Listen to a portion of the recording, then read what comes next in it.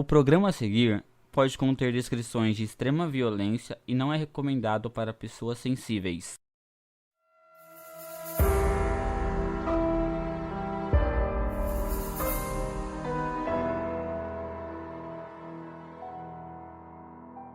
Notou alguma coisa diferente? Essa voz aí é de um apoiador do nosso podcast. Agora, uma das recompensas é gravar o nosso aviso inicial. Nossos apoiadores também têm acesso a episódios exclusivos, assistir a uma gravação ao vivo, sorteios de prêmios, acesso a um fórum onde a gente divide notícias exclusivas, comenta os episódios e muito mais. Para quem se interessar, tem o link na descrição.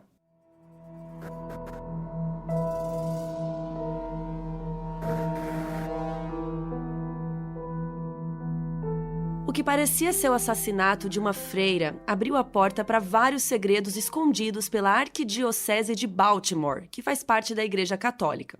Eu sou a Mabê. Eu sou a Carol Moreira. E essa é a história do assassinato de Catherine Sasnick e de dezenas de vítimas de abuso sexual.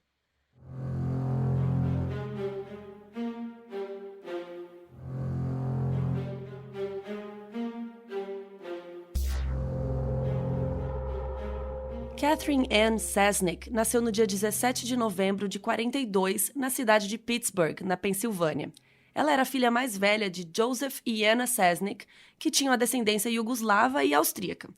Na infância, a Catherine sempre estudou em colégios católicos e se formou na primeira turma de 1960. No mesmo ano, ela entrou para o School Sisters of Notre Dame, que é um instituto religioso que forma vários tipos de profissionais, como professoras, advogadas, enfermeiras e muito mais. Então, a Catherine lá começou a estudar para se tornar freira e professora quando ela estava com 18 anos. Quando ela se formou, fez votos temporários de freira, que eles duram mais ou menos por um período de tempo específico. E depois desse tempo, as mulheres podem escolher se querem continuar sendo freiras e fazer os votos permanentes ou não. Então, ela tinha se formado para ser professora, e aí a Catherine começou a procurar emprego em escolas ali da região. E ela foi contratada para dar aula de inglês e teatro na Archbishop Keough High School, que ficava na cidade de Baltimore, em Maryland, que é o estado logo embaixo da Pensilvânia, onde ela cresceu. A escola tinha acabado de ser inaugurada e era o lugar que todas as meninas da cidade queriam estudar. Quando a Catherine chegou lá, ela tinha só 25 anos e era bem mais nova do que as outras freiras e professoras. E aí, por isso, para as alunas, a Catherine era como se fosse uma irmã mais velha, né? Porque ela tinha uma idade muito mais próxima das alunas do que das outras freiras.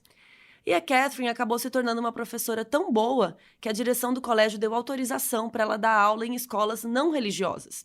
Como ela era freira, a igreja tinha que dar essa permissão, né? Então, a Catherine e a Helen, que era colega de quarto dela, começaram a dar aula em uma escola pública lá da cidade. E lá na Keough, ela conheceu um padre chamado Jerry. Eles começaram sendo muito amigos, só que com o tempo começou aquela dúvida, né? Se era amigo, se era crush, ficava assim no ar. Como os dois tinham feito os votos temporários, então eles não fizeram nada de concreto em relação aos sentimentos deles, mas bateu aquela dúvida. Eles ainda tinham tempo antes de ter que decidir se iam fazer os votos finais ou não. Então, ainda dava tempo de desistir da igreja se eles quisessem. E aí, no meio dessa dúvida se ia ou não ia, né, continuar sendo freira, a Catherine ficou sabendo de algo muito perturbador que estava acontecendo com uma das alunas da escola. Durante uma confissão, uma moça chamada Jean Wenner, de 15 anos, contou para o padre Magnus que o tio tinha abusado sexualmente dela quando ela era pequena. E aí, quando ele parou de abusá-la, a Jean ficou se sentindo muito mal. Ela sentia que a culpa era dela por isso ter acontecido. Que a gente sabe que, obviamente, não era, né? E assim que ela confessou para o Magnus, ele perguntou qual era o nome dela e pediu para ver o rosto. E vocês talvez saibam, mas pelo menos de filme, né? A gente vê que na igreja tem o confessionário. Então, tem uma tela entre o padre e a pessoa que está confessando, justamente para você poder confessar qualquer coisa em paz, né? E como o padre Magnus pediu para ver, né? Tipo, meu Deus, ver a cara dela, ela pensou, gente, o que eu contei aqui foi tão horrível que ele precisa saber quem eu sou. E quando ele olhou para ela, ele disse que não sabia se Deus ia perdoá-la. Então, ele precisava rezar e refletir muito sobre o assunto antes de responder. E algumas semanas depois, imagina, gente, a menina ficar semanas com isso na cabeça. o padre falou pra ela, assim, no corredor da escola, que ela precisava ir na sala dele. Quando ela chegou lá, o padre disse que o que ela tinha feito era tão ruim que ia demorar um tempo para ele responder se Deus ia conseguir perdoá-la ou não. Mas se ela se libertasse desses comportamentos pecaminosos, isso poderia dar espaço para Deus preencher ela com o Espírito Santo. E basicamente o que ele estava tentando dizer é que se ela fizesse sexo com ele, ela ia tirar o pecado de dentro dela. E esse era o único jeito dela ser perdoada por Deus. E o Magnus fez várias metáforas religiosas para falar sobre o abuso. Tipo, ele comparou o esperma dele com a hóstia, e a hóstia, ela é a representação do corpo de Cristo que os cristãos comem na missa durante a comunhão. Então ele usou dessa simbologia para falar de um trauma que ela já estava vivendo e para ameaçar ela ainda mais, né? Então ele fez ela engolir o esperma e chegou a desenhar crucifixos no corpo dela, usando o próprio esperma, como se ele estivesse fazendo um ritual sagrado. E a Jean não entendia o que estava acontecendo. Ela era muito nova, óbvio, ela já estava traumatizada, ela estava extremamente vulnerável. Então, para ela, realmente, o Magnus estava tentando ajudar ela a ser uma pessoa melhor. Ela queria que Deus perdoasse ela. E para piorar isso tudo, gente, ele ainda ficava insistindo que o abuso que ela sofreu do tio não era algo que aconteceu com ela do nada. Foi ela que provocou. E esse era o único jeito dela ser perdoada por Deus. A gente já falou isso várias vezes aqui, de vários casos, sobre como muitos predadores se aproveitam de meninas, né, de pessoas de uma forma geral, em situação de vulnerabilidade. E como é perigoso isso, né? Como é delicado, porque a gente nunca espera, hoje a gente espera mais, mas no passado, né, a gente não espera que o lugar onde a gente vai encontrar conforto, solidariedade, empatia, é o mesmo lugar que vai querer abusar sexualmente de você. Então, essa é uma daquelas histórias que mexe muito, assim, com a gente por conta disso. É muito bizarro, porque essas pessoas que estão em situação de poder, o padre é alguém que as pessoas admiram, que as pessoas vão lá para se confessar, para pedir conselhos, para pedir ajuda. E ele tá numa posição de poder, então ele abusar desse poder para abusar de uma pessoa é tão horrível, de tantas formas, ainda mais, né, falando de religião, né, tipo alguém que se diz enviado por Deus, enfim, né, que tá ali representando uma religião, é muito mais triste ainda, né, nem sei se tem como comparar, mas é, assim, nojento, ridículo. E como se não tivesse ruim o suficiente, um dia o padre Magnus chamou outro padre para participar. O padre Maskell era conselheiro da escola, então era com ele que as alunas eram encorajadas a falar, né, quando acontecia qualquer coisa. E a Jean sempre teve medo do padre Maskell, porque ele era um dos padres mais rígidos do colégio, então ela meio que já se sentia obrigada a fazer tudo que ele mandasse. E durante esses encontros, os padres Magnus e Maskell abusaram sexualmente da Jean enquanto rezavam em latim, e aí, né, gente, ela estava achando que aquilo fazia alguma parte de algum ritual, de alguma coisa do perdão de Deus. E foi então que o padre Maskell começou a pedir para se encontrar com a Jean sozinho e usou essa influência que ele tinha sobre ela para agravar ainda mais os abusos. Ele chegou a ameaçá-la com uma arma, dizendo que se o pai dela soubesse o que ela fez com o tio, ele matava ela na mesma hora. Por quê? Porque o pai da Jean era policial. Então ela ficou com medo do padre Maskell tá falando a verdade, e não contou nada pra ninguém. Mas o próprio padre Maskell não estava guardando segredo. Isso porque ele chegou a convidar outros homens para a sala dele para abusar da Jean enquanto ele ficava assistindo. Alguns eram padres ali da região, outros eram homens de fora da igreja, tinha policiais, o que aumentou ainda mais o medo da Jean do pai dela descobrir, né? O pai dela era policial, então ela começou a ficar.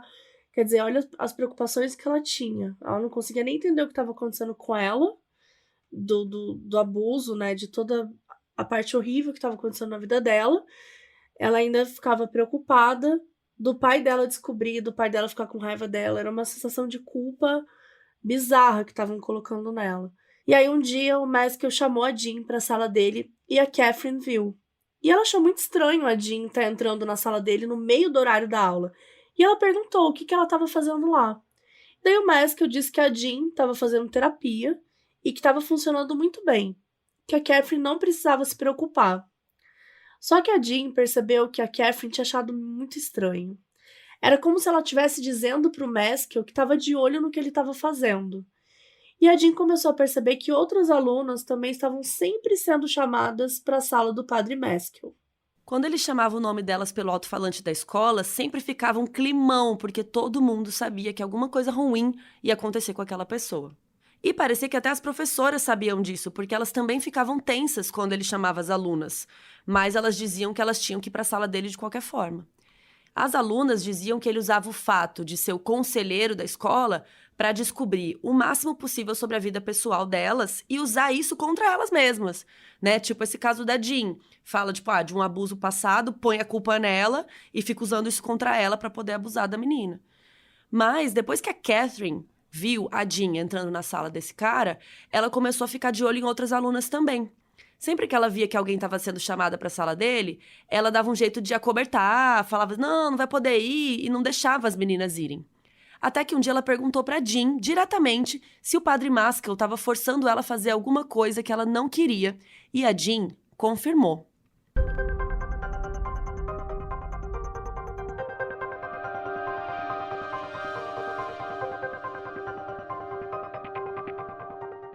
Em setembro de 1969, a igreja decidiu que não ia mais deixar a Catherine dar aula fora de Kehoe.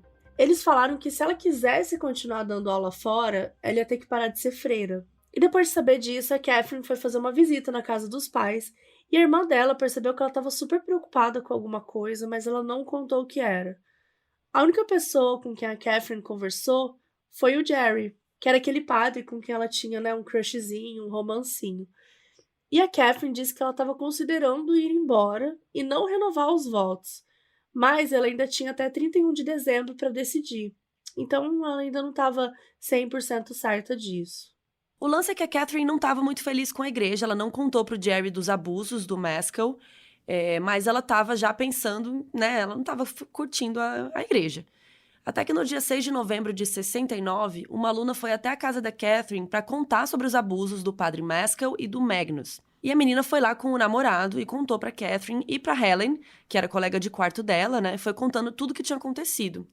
E foi aí, vocês estão sentados? O padre Maskell e o Magnus entraram no apartamento da Catherine.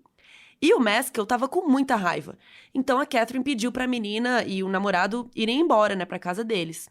No dia seguinte, quando a menina chegou na escola, o padre Maskell chamou ela na sala dele e disse: se você e o seu namorado contarem alguma coisa para alguém, eu vou matar vocês dois e a família de vocês. No dia 7 de novembro, a Catherine deu aula de inglês para as meninas como ela fazia toda sexta-feira e foi embora para casa. A Ellen disse que por volta das 7 da noite, a Catherine saiu de casa, falando que ia passar no supermercado e comprar um presente para a irmã dela, que ia se casar. Ela passou no banco, sacou o salário dela e foi para o shopping, que ficava ali uns 3 quilômetros da casa dela. Depois disso, a Catherine desapareceu. Naquele ano, tinha acabado de ser lançada a lista telefônica em Baltimore, que era um livro enorme com endereço e telefone de todas as pessoas da cidade, caso você não tenha vivido isso aí nos anos 90. Eu amo que a gente tem que explicar a lista telefônica. Exato, é estranho, gente, Era mas o tinha uma contatinho. lista com contato de todas as pessoas da cidade. Muito louco isso. E tinha umas páginas amarelas que eram as empresas e tal. E aí, 2 alunas do colégio, onde a Catherine dava aula, resolveram procurar na lista o endereço de todos os professores. Elas tinham um crush em um dos professores. Então elas resolveram dar uma passadinha perto da casa dele, do professor crush, pra bisbilhotar, ver se, enfim, ver ele fazendo alguma coisa. Coisinha de, menina adolescentezinho. No dia que a Catherine desapareceu, por volta das 8h30 da noite, elas estavam na porta da casa do professor quando ouviram um grito vindo da direção da casa da Catherine. A casa dela ficava a 2 quadras da casa do professor e as alunas ouviram um homem gritando com muita raiva, mas não entenderam o que estava acontecendo. Elas ficaram com medo e foram correndo para lá. Quando deu meia-noite, a Helen, que dividiu o apartamento com a Catherine, ficou preocupada porque ela não tinha voltado para casa ainda. Então ela ligou pro Jerry, o crush lá, perguntando se ele tinha visto a Catherine, se ele sabia alguma coisa, ele falou que não. O Jerry ficou preocupado, foi correndo lá pra casa delas, com um outro amigo padre lá, pra entender o que tinha acontecido, Mas eles chegaram lá e meio que não tinham o que fazer, então o Jerry sugeriu que eles ligassem pra polícia. E aí um policial chegou lá na casa às 1h30 da manhã e anotou todas as informações e tal, e foi embora. 2 horas depois, o Gary resolveu dar uma volta no quarteirão para ver se ele encontrava alguma coisa. E ele encontrou. Ele encontrou o carro da Catherine na esquina da casa. E ele não sabia dizer se o carro já estava ali quando ele chegou ou se foi colocado depois, porque ele não passou por ali quando ele estava indo para a casa da Catherine. A porta do motorista estava destrancada e a chave estava na ignição, mas não tinha nenhum sinal da Catherine. Do lado de fora, o carro estava todo sujo de lama e várias folhas grudadas nos pneus. Isso fez o Gary achar que o carro tinha andado por meio de alguma área da floresta por ali. O Gary chamou a polícia de novo e a investigação do desaparecimento da Catherine começou ali oficialmente. Só que o chefe da polícia estava falando para todo mundo que eles não tinham certeza que tinha sido um sequestro, porque ela podia ter só ido embora mesmo. Só que quanto mais dias passavam, maior ficava a suspeita de que um crime tinha acontecido com ela. Mas eles não queriam gerar pânico, então continuaram negando. No dia seguinte ao desaparecimento, a Jean chegou na escola e o Maskell pediu para falar com ela. Ele disse que sabia que ela era próxima da Catherine, então ele queria avisar que ela estava desaparecida. E a Jean começou a entrar em pânico, né? Ela ficou super nervosa e daí o Maskell disse para ela ficar calma, porque ele sabia onde a Catherine estava e perguntou se a Jean queria que ele a levasse até lá. A Jean concordou, então eles entraram no carro e dirigiram até uma parte bem isolada da cidade. Quando eles chegaram lá, a Jean viu o cadáver da Catherine todo sujo, assim, tinha folhas, tinha larvas saindo, tava uma cena horrível. A Jean ajoelhou no chão e começou a tentar limpar a Catherine. Só que o Maskell segurou ela e falou: "Viu o que acontece quando você fala mal das pessoas?"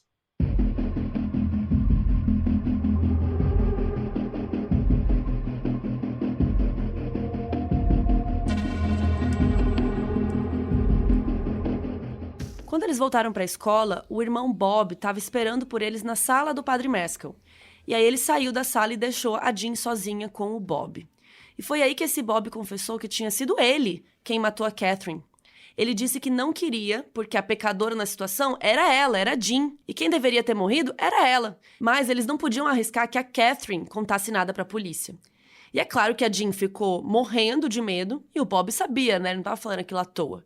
Aí quando o Padre Maskell voltou, o Bob disse que sabia que a Jean não ia contar nada daquilo pra ninguém.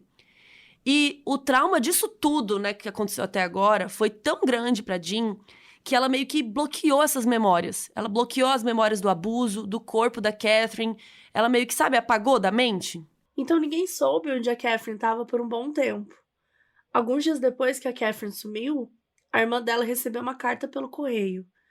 Ela ligou para o pai dizendo que tinha achado estranho, porque a carta tinha sido colocada no correio no dia 8, mas a Catherine desapareceu no dia 7. O pai disse para ela não abrir e entregar para a polícia, porque podia ter alguma prova lá dentro. Então foi isso que a irmã da Catherine fez. Só que depois que ela entregou a carta para a polícia, ninguém sabe onde a carta foi parar e o que estava escrito. Cara, que polícia incompetente, sério, eles sumiram com a carta, eles não têm nenhuma informação do que estava escrito dentro da carta. Tipo assim, o que eles fizeram? Grande nada, né? E 4 dias depois do desaparecimento da Catherine, uma jovem chamada Joyce Malek, de 20 anos, também desapareceu. A Joyce morava a uns 5 quilômetros da casa da Catherine e aconteceu com ela praticamente a mesma coisa. Ela saiu de casa, nunca mais voltou.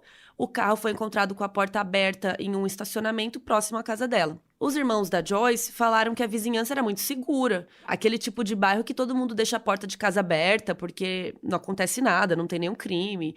Então eles não sabiam o que podia ter acontecido. Só que no dia 13 de novembro, 2 caçadores encontraram o corpo da Joyce na floresta. As mãos dela estavam amarradas atrás das costas, a garganta dela tinha sido cortada e ela estava na beira de um riacho, com o rosto dentro da água. Além da semelhança no desaparecimento, tinha uma segunda conexão entre a Catherine e a Joyce. Quando ela era nova, a Joyce fazia aula de catequese na igreja que o Maskell trabalhava. Apesar do Maskell não trabalhar mais naquela igreja, ele morava ali do lado, então a Joyce tinha que passar pela casa dele para chegar até lá. E no dia do enterro da Joyce, o Maskell mandou um cartão para a família dela, dando condolências, o que provava que ele sabia o que tinha acontecido. Como o lugar que a Joyce foi encontrada era uma área militar, o caso dela foi enviado para o FBI, porque a polícia achou que podia ter alguma conexão. Só que o FBI investigou e falou que não encontrou nenhuma ligação entre a Joyce e os militares, então devolveram o caso para a polícia local. Só que quando a família foi atrás na delegacia, que o FBI falou que mandou as coisas, né? O FBI mandou as coisas para tal delegacia. A família foi lá, né? Eles falaram que não tinham recebido nada. E aí o caso da Joyce acabou ficando no esquecimento, porque ninguém sabia dizer quem estava tomando conta da investigação, mano. Desculpa, Gente, fiquei irritada. assim, sério. Que absurdo. O caso fica parado porque ninguém sabe onde tá. O FBI dizia que não podia falar nada, a polícia local falava, putz, mas não tá aqui. E aí a família da Joyce não recebeu nenhuma resposta sobre o que aconteceu com ela. Enquanto a polícia não fazia nada, aliás, eu não sei nem o que a polícia estava fazendo, porque claramente não fazia nada sobre o caso da Joyce, o caso da Catherine teve uma reviravolta no dia 3 de janeiro de 1970. O corpo da Catherine foi encontrado quase 2 meses depois do desaparecimento. 2 caçadores encontraram o cadáver em um lixão numa região isolada de Baltimore, que ficava a 8 quilômetros da casa dela. A Catherine estava com o crânio quebrado e estava nua da cintura para baixo. O legista disse que a lesão no crânio provavelmente foi causada por um objeto muito pesado, porque deixou um buraco enorme na cabeça dela. O relatório também mostrava que tinham larvas presentes na traqueia e na boca da Catherine. A única coisa que podia ser ligada a um suspeito foi um cigarro encontrado perto do corpo. Mas, né, gente, anos 70, né, início ali, eles não tinham tecnologia de DNA para testar. E se tivesse, a polícia também não ia conseguir fazer isso. Então, né, a gente sabe que se depender da polícia aí desse momento, não ia estar acontecendo. A suposição inicial da polícia era que a Catherine tinha sido sequestrada no shopping e o assassino tinha matado em algum lugar e colocado o corpo no lixão depois. Só que o carro dela tinha sido encontrado na esquina da casa dela. Então, como raios ela foi sequestrada no shopping, gente? Depois, eles começaram a suspeitar do Jerry, porque acharam estranho a Helen ter ligado para ele e não direto para a polícia no dia que a Catherine desapareceu. Quando investigaram a casa do Jerry, eles encontraram uma carta que a Catherine escreveu 3 dias antes de desaparecer, dizendo que amava ele e que queria casar com ele. E o Jerry admitiu tudo isso. Sim, isso é verdade. Ele disse que estava chegando no final dos votos temporários, né, deles lá, e que eles estavam cogitando não fazer o juramento para ficar juntos. O Jerry disse que chegou a pedir a Catherine em casamento e no primeiro momento ela negou, falando, nossa, não, vamos ficar na igreja e tal. Só que aí um pouco antes de desaparecer, né, pelo visto, né, de acordo com essa carta, a Catherine estava reconsiderando. Como eles não encontraram nada concreto contra o Jerry, ele acabou nunca sendo um suspeito oficial dessa investigação da polícia. Só que o problema é que nem ele e nem ninguém foram suspeitos, porque o caso ficou por isso mesmo. Até que se passaram 23 anos para alguma coisa mudar.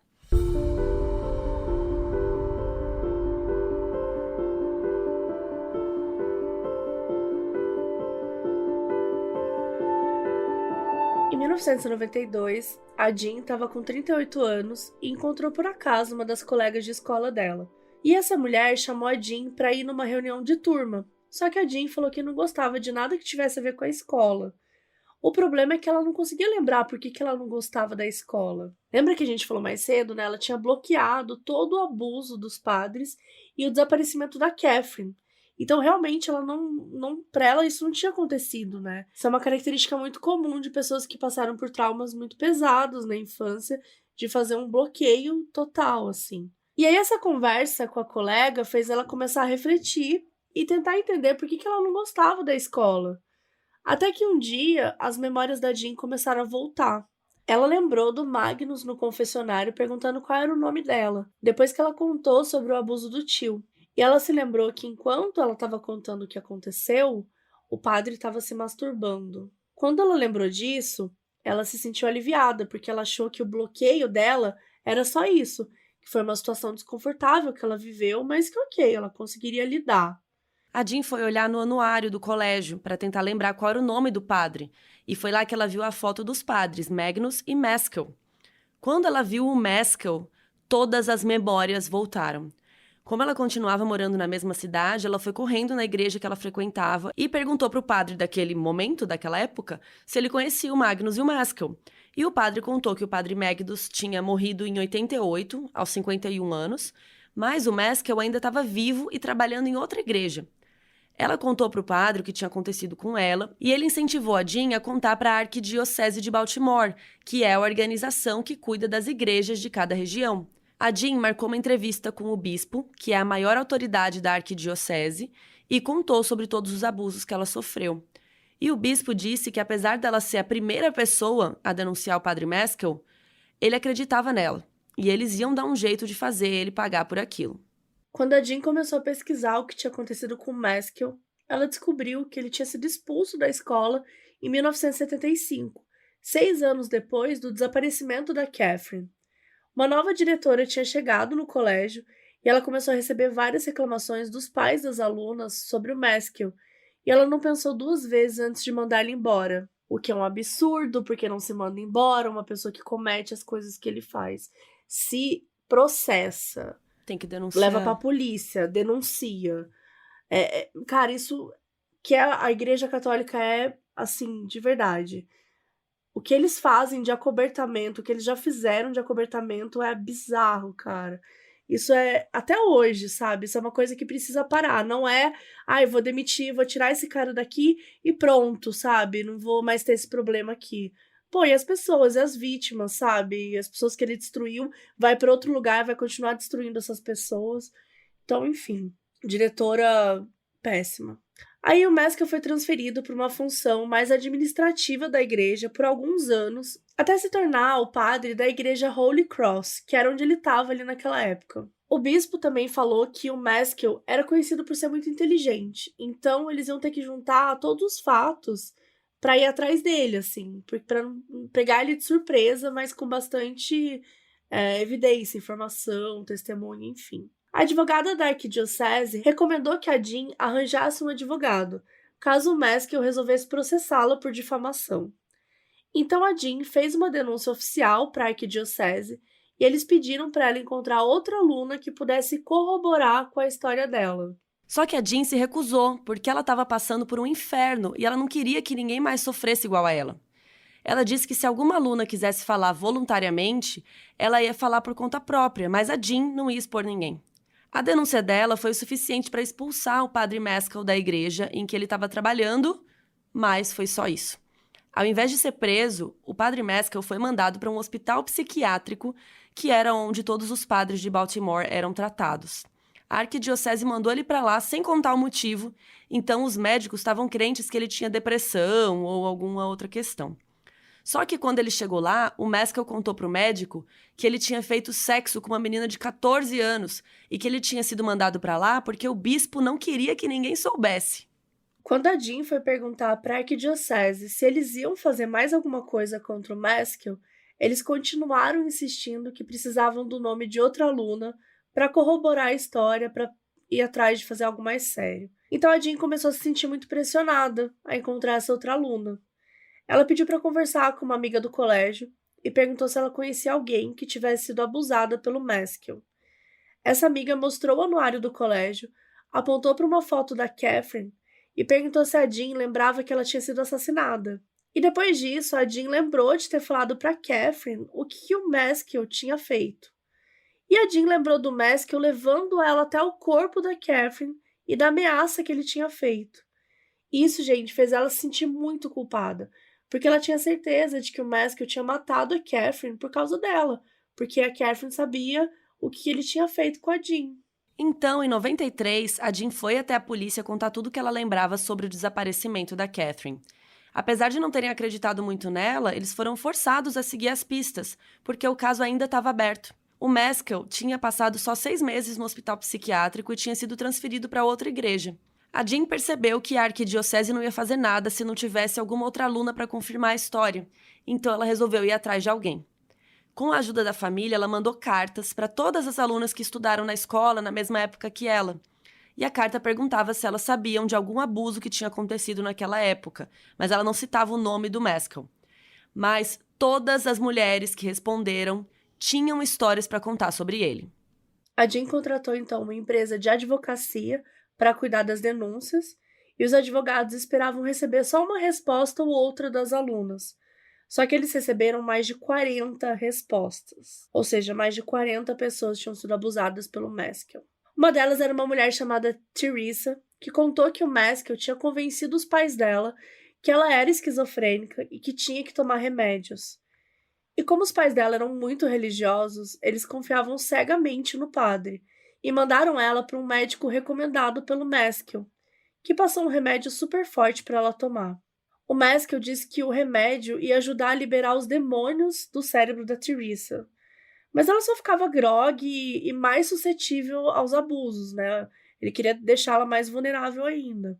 A Teresa também falou que o Maskell chegou a levar ela num ginecologista, que era amigo dele, e que ele a estuprou na mesa de exames com um médico dentro da sala. Quando entrevistaram o ginecologista, ele disse que ele pediu para o Maskell ficar na sala durante os exames, porque as meninas eram novinhas demais e porque ele confiava no padre. Ele negou qualquer abuso e ele ainda fez uma piadinha dizendo que o padre devia ter gostado de ficar na sala, porque como padre era a única oportunidade dele de ver uma mulher nua. É um absurdo. De uma menor de idade que a gente tá falando de um abuso sexual. É revoltante. E outras alunas contaram várias situações idênticas às da Jean. Os estupros, as outras pessoas que o padre Maskell chamava para participar, a humilhação, as ameaças, era tudo igual, gente. E, além disso, eles receberam uma denúncia meio inesperada. Em 1990, o padre Maskell pediu para o zelador do cemitério da cidade cavar um buraco de 3 metros de profundidade e começou a levar várias caixas para enterrar lá. Depois de colocar no buraco, ele disse para o zelador jogar terra e colocar grama por cima. Mas o zelador falou, what the fuck, né? O que tá acontecendo? Ele ficou super esperto e foi olhar o que tinha dentro de algumas caixas quando o padre estava saindo para buscar mais coisa. E quando esse zelador viu a denúncia da Jean nos jornais em 94, ele foi para um detetive contar o que ele tinha visto nessas caixas. Então a polícia foi lá no cemitério e desenterrou tudo para confirmar o que ele tinha visto. Em uma das caixas tinha fotos de meninas com as blusas abertas mostrando os seios. Em outra, tinha vários relatórios do que ele fazia com cada uma delas. Isso por si só já era o suficiente para mandar prender o Maskell. Mas quando o detetive foi entregar isso para a chefe da unidade de crimes sexuais, ela interferiu a favor da igreja. Por exemplo, ela negava os mandados dizendo que ela não viu nada demais nas caixas que apontasse com certeza que o Maskell abusasse das meninas. Ela enrolou para fazer buscas no escritório do Maskell e quando finalmente chegou lá, ele já tinha se livrado de tudo. E quando interrogaram ela sobre isso, ela disse que não podia só acreditar nas vítimas, mas que não tinha nada que provasse que ele era culpado. Gente. Só que, gente, como que você acha uma culpa? Aliás, como que uma pessoa dessa é chefe da unidade de crimes sexuais? Manda essa desgraçada embora, sabe? Nossa. Você é um lixo, cara. Você... Assim, é revoltante. Essa história, cara, é revoltante. Em todos os níveis. Uma pessoa dessa não serve pra nada. Não serve pra trabalhar na polícia. Era impossível achar provas com uma pessoa dessa acobertando, né? Fazendo de tudo pra ajudar o Maskell. Então, assim, foi isso que ela fez. Ela acobertou geral. Então, os advogados da Jean perguntaram a Teresa se ela queria entrar na acusação contra o padre Maskell. E ela concordou. Só que a Jean e a Teresa não queriam se encontrar, porque elas não queriam que a memória de uma interferisse na outra, né, de como elas lembravam das coisas. Então, elas tiveram que passar por vários interrogatórios com os advogados do Maskell e eles faziam as perguntas mais pessoais, mais desconfortáveis o possível para tentar desestabilizá-las. Do tipo, se elas estavam transando com outras pessoas na época do abuso. Que ódio. O que isso tem a ver? O que tem a ver? Quando aconteceram esses interrogatórios, elas tinham por volta de 40 anos. E os abusos aconteceram quando elas tinham por volta de 15, né? Então, os advogados ficavam falando, nossa, como vocês não lembram de todos os detalhes se é algo tão traumático assim? Né? Tipo, como assim vocês não lembram? Sabe? Acusando elas. E, gente, é óbvio, né, que fazia muito tempo. E o trauma também, é óbvio que a pessoa talvez não lembre de tudo. Enfim, eles faziam questão de desmerecer tudo que elas falavam, tudo que elas não lembravam, tudo falando como se fosse mentira. Só que quando chegou a hora dos advogados da Jean e da Teresa interrogarem o padre Maskell, ele desapareceu. As audiências pré-julgamento começaram em maio de 1995. E o principal assunto foi a legitimidade de memórias reprimidas. Como os abusos tinham acontecido há mais de 20 anos, os crimes já tinham prescrito. Então, tecnicamente, o padre Meskel não podia ser acusado. Porém, como a Jean tinha acabado de lembrar dos abusos, os advogados tentaram argumentar que a acusação deveria valer.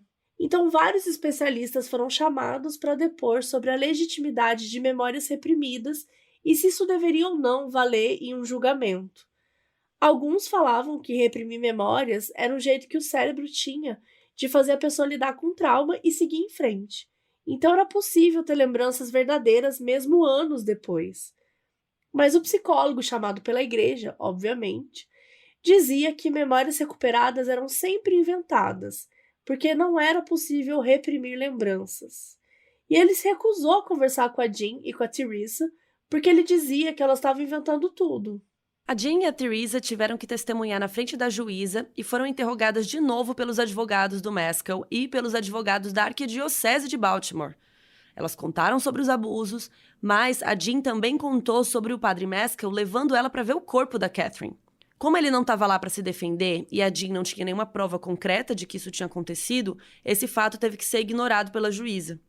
E apesar de todos os detalhes que a Jean e a Teresa deram sobre o que o padre Meskel fez com elas, a falta de provas fez o caso ser arquivado por completo. O caso nem chegou a ir para o tribunal. Ele foi negado já nas audiências de pré-julgamento, porque a juíza não achou que as lembranças eram provas o suficiente para seguir com a acusação. As identidades da Jean e da Teresa nunca foram liberadas para o público, então elas seguiram a vida sem ninguém saber do envolvimento delas no caso. A Teresa perdeu tanto a confiança no sistema criminal que aos 40 anos ela resolveu entrar na faculdade para se tornar advogada. E a Jean perdeu tanta confiança na igreja porque ela tentou denunciar o padre Meskel durante anos e ninguém quis ouvir. O Meskel só foi encontrado no final dos anos 90 e ele estava internado num hospital psiquiátrico com demência. Uma mulher chamada Lillian Hughes, que também tinha sido abusada por ele, chegou a ir até o hospital com a intenção de confrontá-lo. Só que quando ela chegou lá, ela viu que a mente dele realmente tinha ido embora. No dia 7 de maio de 2001, o padre Meskel sofreu um derrame e morreu aos 62 anos de idade sem pagar por nenhum crime que ele cometeu.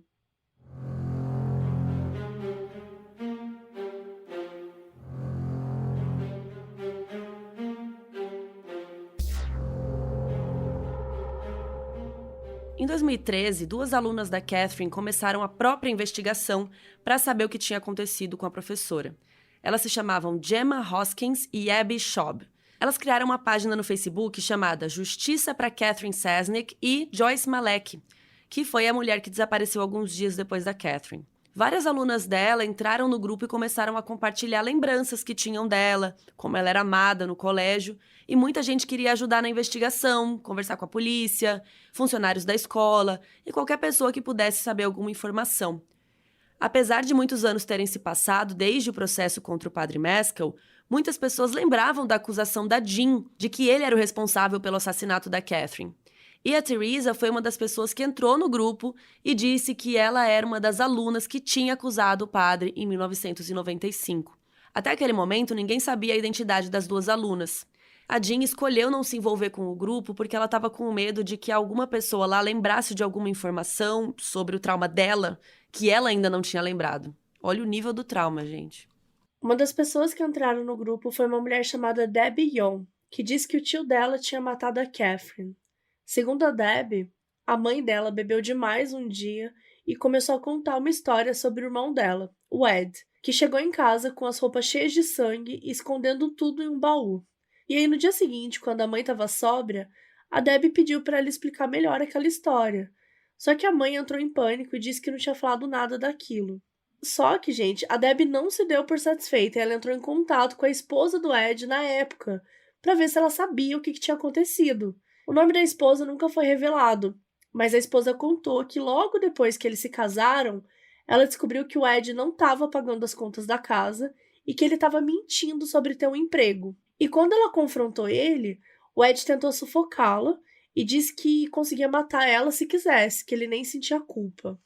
A esposa estava decidida a largar ele depois disso, mas ela acabou descobrindo que estava grávida de gêmeos e resolveu ficar com ele. Um dos gêmeos acabou nascendo muito magrinho e ele acabou tendo que ficar na UTI neonatal do hospital alguns dias.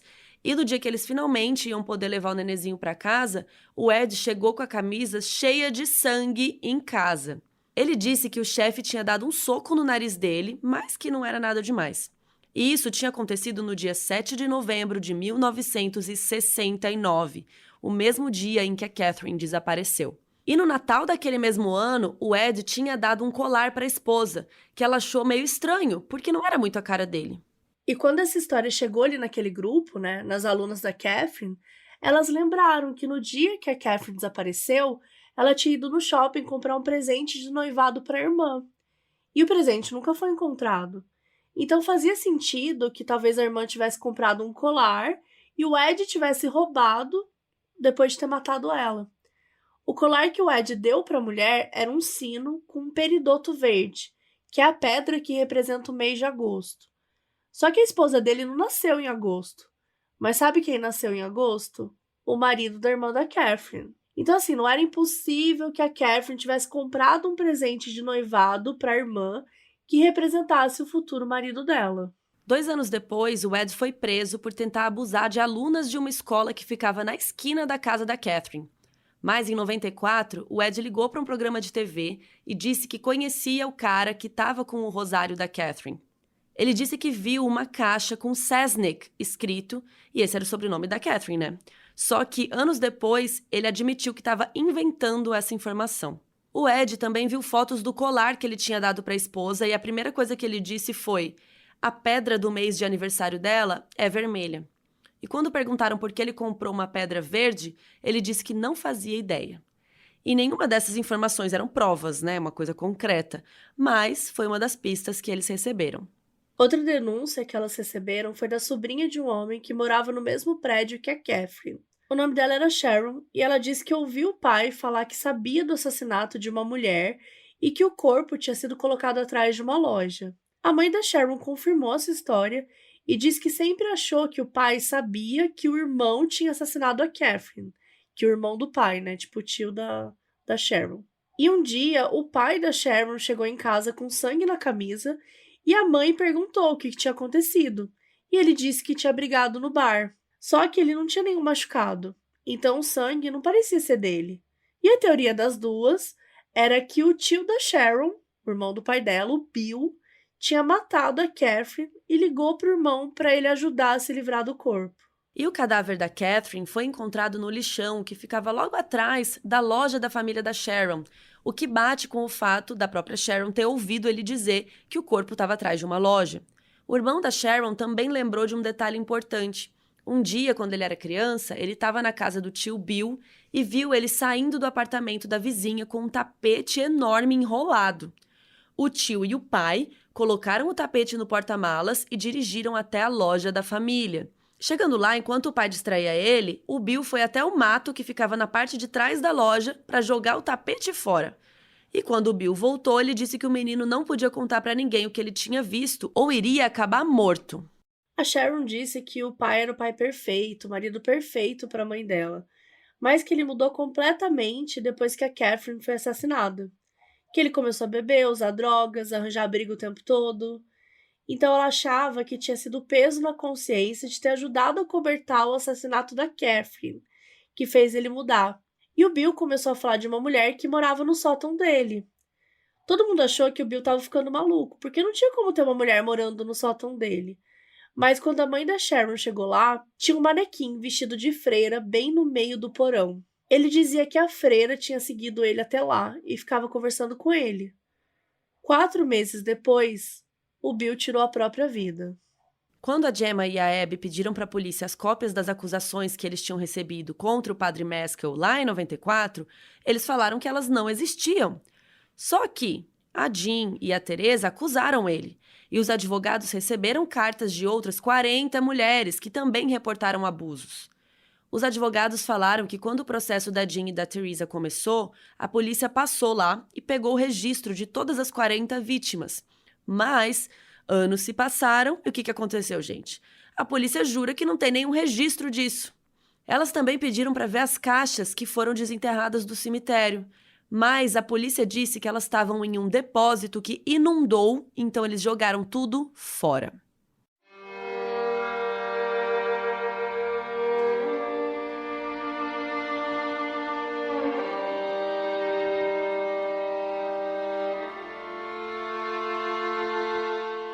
Em 2017, a Netflix lançou um documentário chamado The Keepers, que conta a história da investigação da Gemma e da Abby sobre o assassinato da Catherine. São 7 episódios que contam a história desde os abusos das alunas em Kehoe até 2016. Foi nesse documentário que a Jean e a Teresa se conheceram pela primeira vez, porque elas nunca tinham se visto. Elas nem sabiam o nome uma da outra. Também tem entrevistas com várias outras vítimas do Maskell, jornalistas que cobriram a história naquela época e alguns policiais envolvidos no caso. É lá também nesse documentário que a gente descobre que a Teresa e outras vítimas de abuso estão lutando desde 2003 para aumentar o tempo de prescrição do crime de abuso de menores em Baltimore.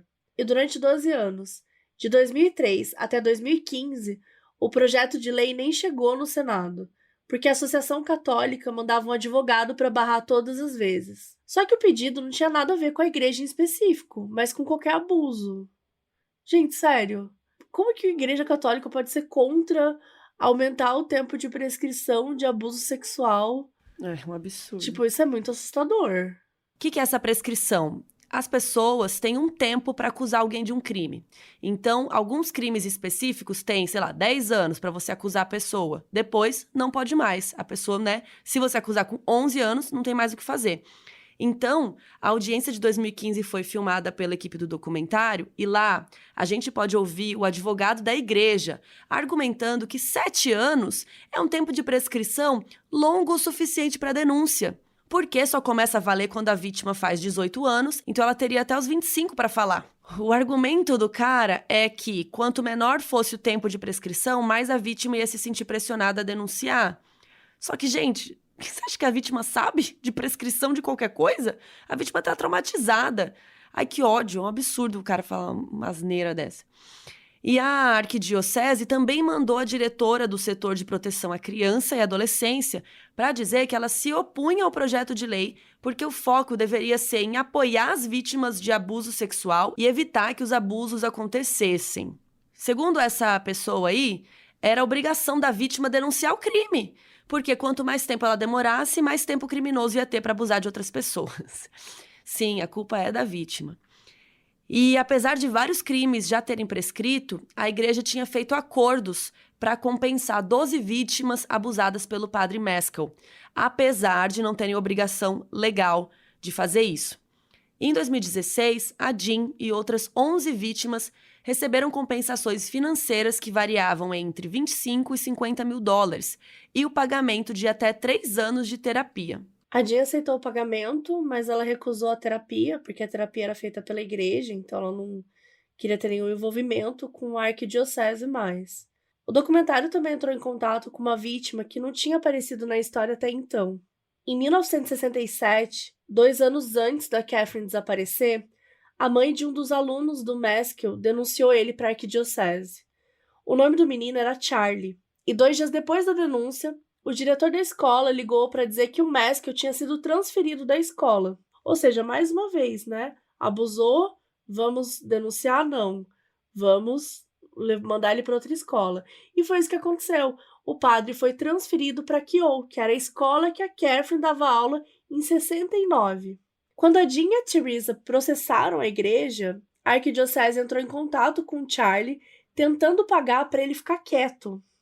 O bispo ofereceu dinheiro para o Charlie, mas ele disse que não queria nada da igreja, só queria que eles fizessem a coisa certa dessa vez. Só que, gente, lembra quando a Jean denunciou o Maskell lá em 1992 e a igreja pediu para ela arranjar outra pessoa para corroborar a história? Assim, tinha outra pessoa. A igreja sabia da denúncia do Charlie contra o Maskell desde 1967. A produção do documentário da Netflix entrou em contato com a arquidiocese de Baltimore e eles se negaram a ser filmados, mas concordaram em enviar respostas por escrito. A galera do doc perguntou se a Jean tinha sido a primeira pessoa a denunciar o abuso do padre, e a arquidiocese disse que sim, porque eles não tinham nenhuma denúncia antes de 92. Quando perguntaram se a arquidiocese tinha feito alguma intervenção disciplinar contra o padre Maskell antes de 92, eles falaram que não. Ou seja, eles negaram toda a história do Charlie. O bispo que conversou com o Charlie chegou a confirmar que entrou mesmo em contato com ele em 92, mas disse que foi só para aconselhar e dar apoio espiritual. Mais de 30 vítimas se pronunciaram contra o Maskell depois do processo aberto pela Jean e pela Teresa. E se a arquidiocese tivesse ouvido o Charlie lá nos anos 60, muitas dessas alunas talvez não tivessem virado vítimas. A justiça não foi feita em nenhum dos casos, inclusive no da Catherine. E até hoje, ninguém sabe o que realmente aconteceu com ela. Tudo isso porque não era do interesse de ninguém manchar o nome da igreja.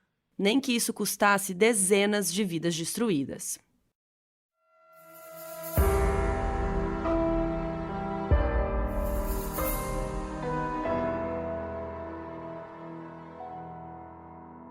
O aviso no início desse episódio foi gravado pelo Lucas Souza, que é nosso apoiador na Aurelo.